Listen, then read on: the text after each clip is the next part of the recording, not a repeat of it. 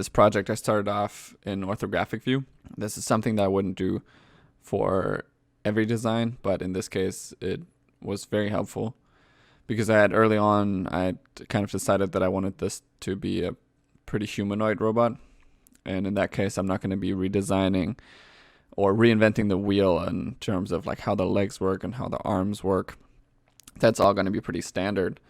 So what I'm more focusing on at this point is the shape language. Sometimes by defining what your thing is not, it helps you define what your thing is. So if I'm drawing something on the other guy that then looks too similar to what I've done, it might actually help me figure out what I need to change about my original design to make it more unique.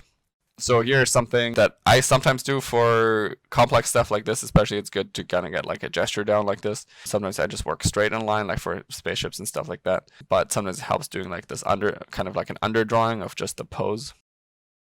And here it obviously helps a lot to have the side view right next, or the front view right next to it. So I can kind of make adjustments, fit the proportions. You saw me there, I just dragged it over to the other side on top of my original orthographic view to kind of get the proportions correct and stuff.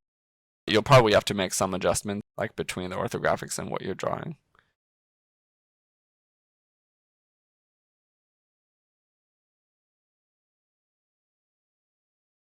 For this thing to work, right, for this to pull up, what you need is some form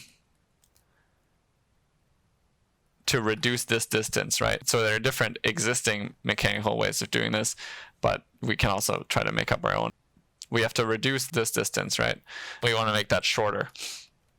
So you can either put a servo in here, which is like an electrical motor that basically will turn this thing if you switch it on. Looks like this, for example, right? That's that.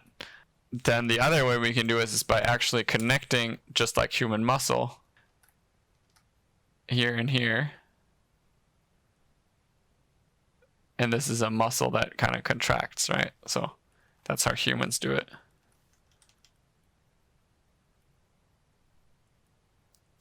So that would be the biceps. So that's the human solution to this, right?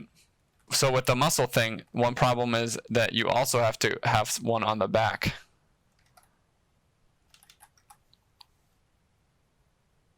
That then will be really flat right now because it's getting stretched. But when this contracts, it would pull it this way.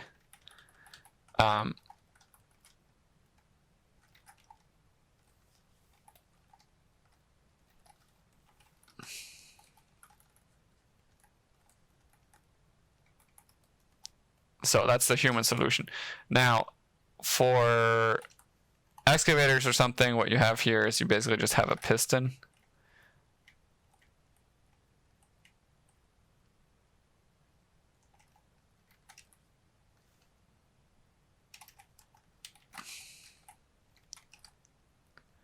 And it connects the two.